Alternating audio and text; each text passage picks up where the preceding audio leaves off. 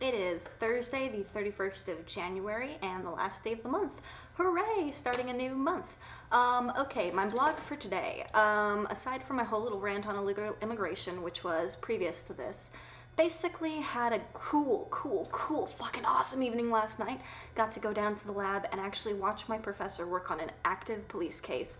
I, of course, did not do anything with it because it's an active fucking case, but I got to watch him work on it and got to learn a whole bunch of new techniques on how to preserve severely fire-damaged bones, which was really interesting. I'm going to go back there for a couple hours tonight and check on the status of them.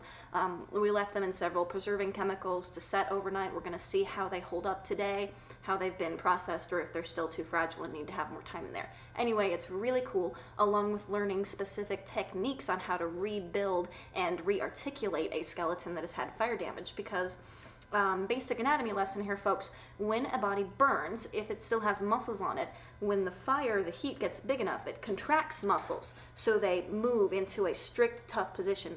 Fat arms. Anyway, but basically the body will freeze in a so-called fetal position. It'll curve in on itself, and the bones will actually harden and break in an irregular pattern, which also lowers the average height of a person as well. So if you don't take that into account when you're dealing with a burn victim, then you can have very, very messed up figures, which will give you a person of a completely different height than the one who actually died. So it's one of those tricky things. Anyway, I find this all very fascinating and interesting, but it's forensic anthropology stuff, and most people find it really morbid and gross and want to know why I like dealing with dead people. That's beside the point. So my evening last night was very fantastic.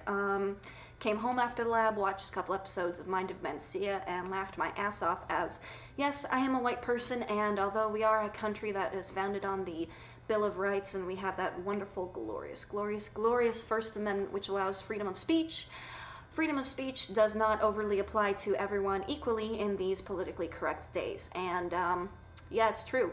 Certain people can get away with saying certain things now that the rules 20 years ago would be different. I can give an example. Mel Brooks could not make any of his classic movies today because they are not politically correct. They are so far from politically correct that you would have people lining up before the movie had even begun production, protesting it. I'm thinking mostly of like Christian coalitions for that, but could be other people as well.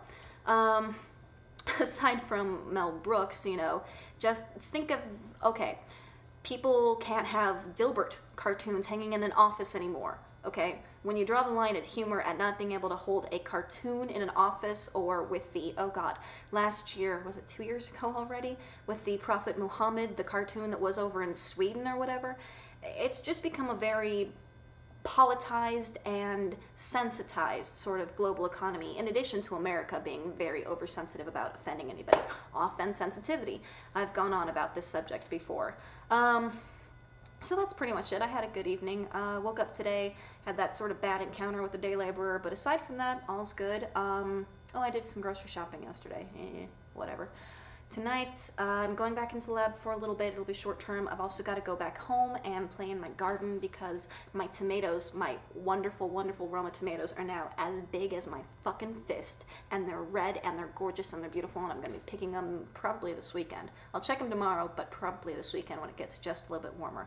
I've got a bunch of peppers that are ready to come off the vine, including chocolate peppers, which have this beautiful dark purple color to them.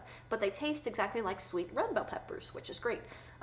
Couple of leeks, couple of onions, not too much else. I didn't have any good roots planted, like no carrots this winter or anything like that. I just wanted to keep my garden alive and let the soil, give the soil a chance to rebound a little bit before I planted my spring garden.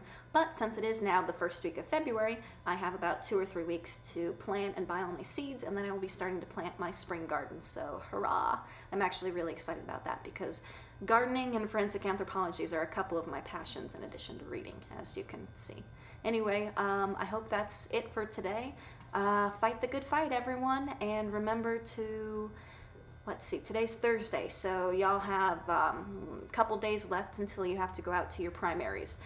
February 5th, Power Tuesday. Fight the fight, everyone. Tashi's out.